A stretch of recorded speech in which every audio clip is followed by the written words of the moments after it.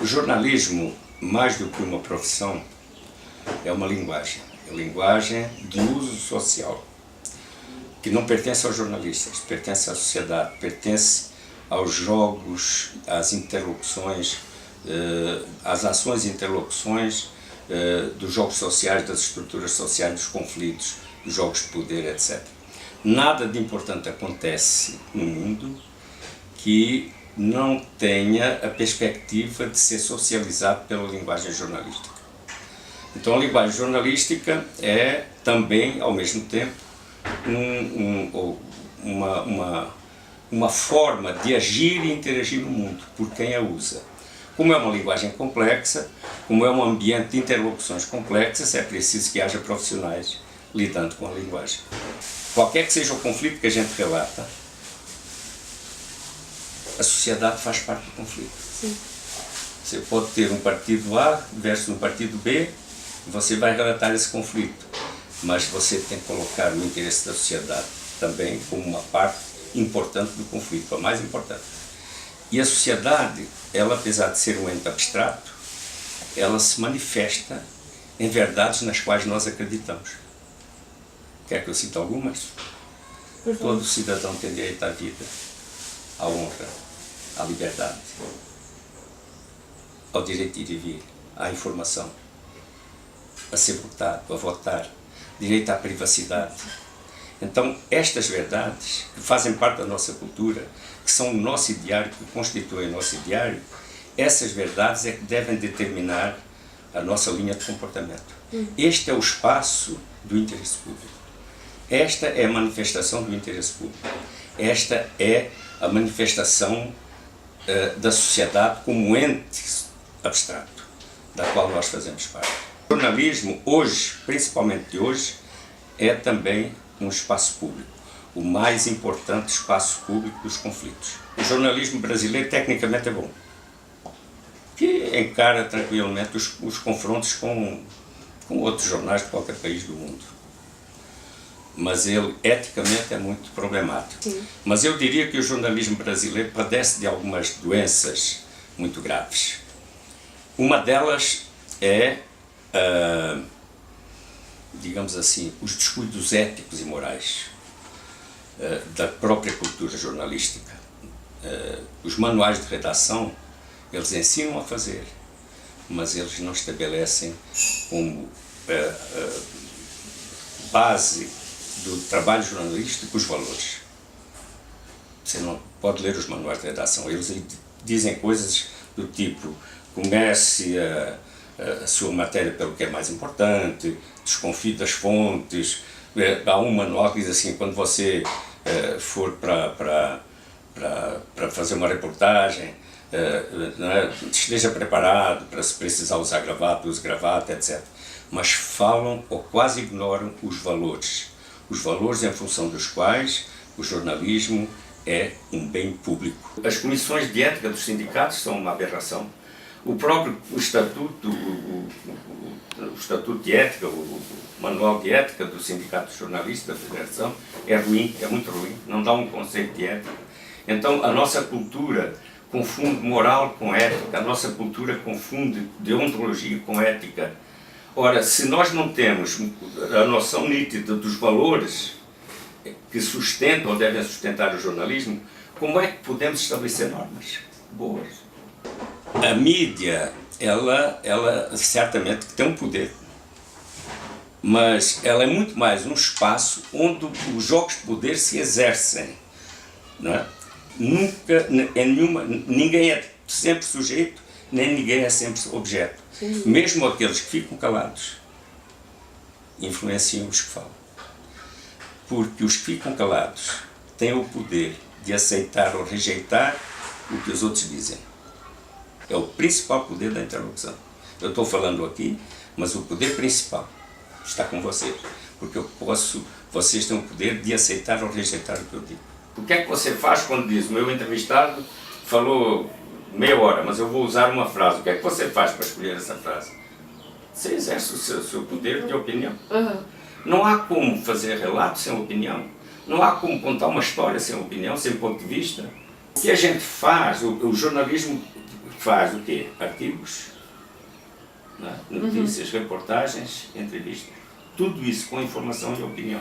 O Manuel Castells, que é um estudioso do mundo em rede, deste cenário novo do mundo globalizado, ele diz o seguinte, que os jogos de poder se dão na mídia, mas o poder não está com a mídia. O poder está com os sujeitos sociais que usam a mídia. Quem faz a opinião pública não é o editorialista do jornal. Isto é um mundo novo, que nos deixa perplexos. Mas nos palcos principais da atualidade, os grandes acontecimentos, eles são cuidadosamente planejados por sujeitos altamente competentes que se apropriaram da notícia e usam a notícia como principal ferramenta de ação e interação dentro da sociedade. É só você ler os jornais. Sim. Todos têm as mesmas notícias, não é? Provavelmente os editores combinaram entre si. Não vamos publicar as mesmas notícias. Claro que não. Não. Alguma coisa aí acontece de novo. E eu chamo a isso a revolução das fontes. São elas que, de uma forma planejada, usam estrategicamente os acontecimentos como matéria-prima para as ações que são discursivas. Mesmo quando você joga uma bomba, o que você quer não é derrubar lá a caixa, você quer que aquilo seja notícia. Porque o poder de transformar está na notícia, não mais na materialidade do acontecimento. Isto é o efeito da revolução tecnológica. E isto muda a civilização, e isto muda as relações de poder, e isto muda, inclusive, a materialização dos direitos. Você sabe que o direito à informação não é só o direito de saber, é também o direito de dizer, não é? Não. Que era uma grande exclusão. Quando, em 1948, as Nações Unidas proclamaram que o cidadão tem direito de ser informado, e tem o direito de informar, tem o direito de conhecer a opinião, e tem o direito de opinar, se criou uma grande exclusão social. Porque esse direito é inviável para a maioria. Havia o poder do jornalista, havia o poder da mídia, havia o poder dos caras poderosos, etc. Hoje, o direito à informação está plenamente atendido, ou pelo menos pode ser plenamente atendido, nessa sua dimensão do direito de dizer. Não é? Porque a tecnologia permite isso. As tecnologias tornaram o acesso às redes, o acesso à instantaneidade, o acesso à globalização possível. Eu vim conhecer e viver uma experiência jornalística que na época era uma experiência de uma sociedade que tinha democracia precária, cheia de defeitos, mas uma democracia. Enfim, vivíamos num regime de liberdade. Não havia censura, em Portugal havia censura, por exemplo. E então eu vim encantado com essa perspectiva de exercer a profissão, poder exercer o meu trabalho de jornalismo numa sociedade que tinha um regime político de liberdade. E eu já acreditava naquela época que o jornalismo não era apenas a possibilidade de dizer. Eu já acreditava, até porque era militante, operário, trabalhava enfim, em lutas sociais, eu já acreditava que o jornalismo, a importância do jornalismo está principalmente porque ele possibilitava que os outros também dissessem. Não é? A ditadura de Salazar é uma ditadura estratificada, uma ditadura de 40 anos, não é?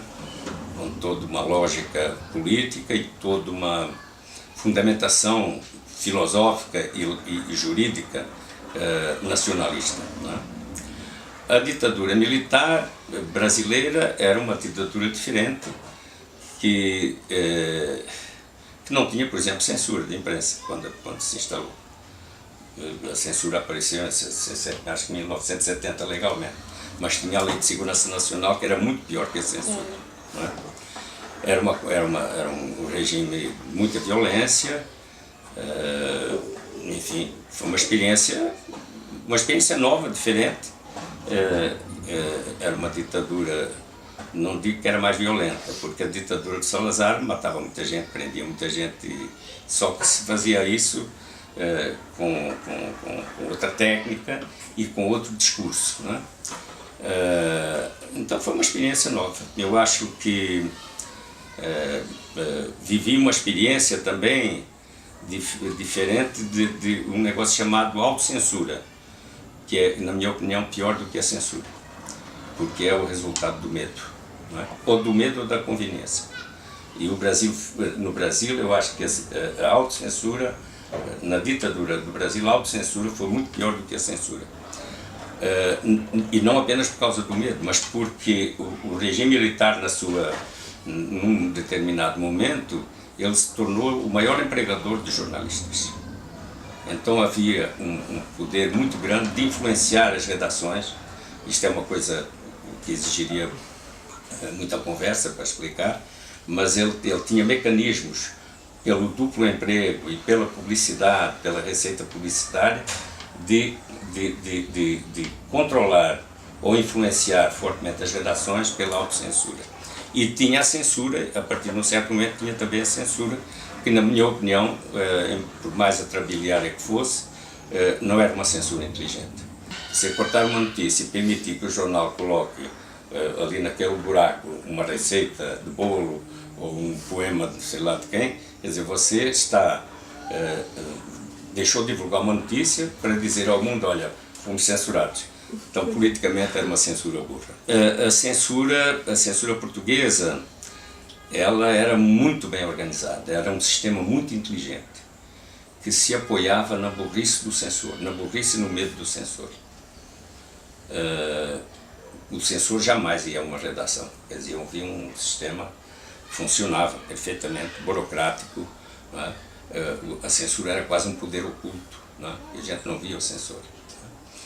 No Brasil, por exemplo, o censor ia para as redações. Eu fui para a Sudene no movimento no Boas no movimento liderado por Dom Helder Câmara, no Recife, que exigiu do governo, pleiteava do governo a devolução da Sudene aos civis e aos técnicos.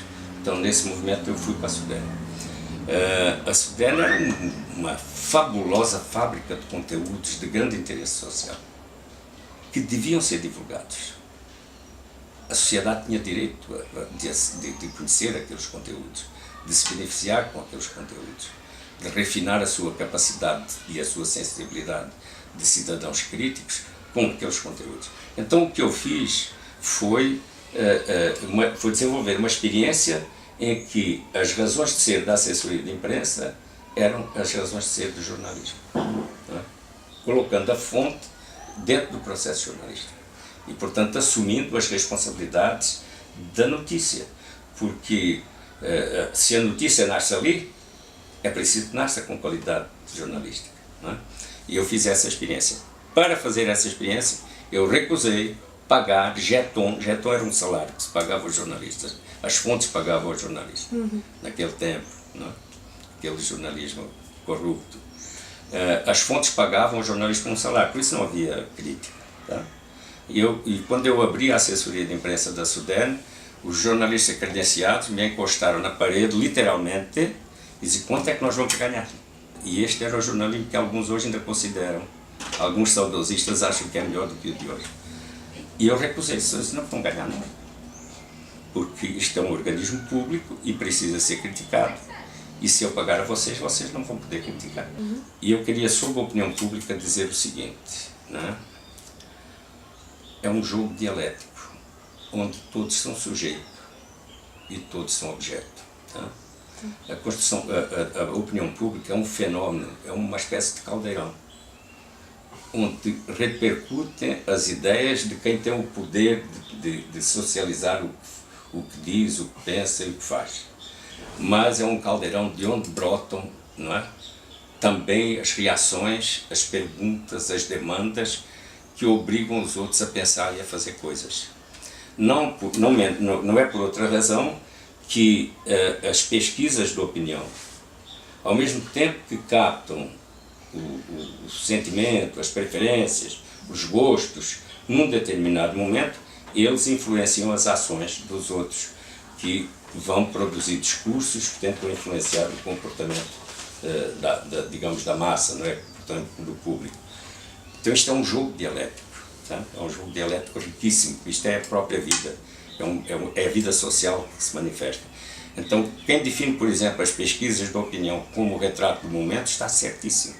Porque a própria divulgação da opinião é um acontecimento, das medições de opinião, vira um acontecimento, vira uma notícia, vira um fato novo que transforma de imediato o cenário. E quem produz a pesquisa, usa a pesquisa como um acontecimento. A divulgação da pesquisa é uma ação, é uma intervenção na realidade, que vai modificar as posições, né?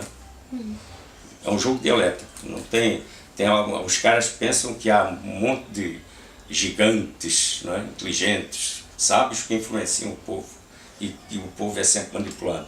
Isto nunca foi assim e não será assim, e hoje não é assim, nem será. É um jogo onde todos, né, se influenciam reciprocamente, mesmo em silêncio.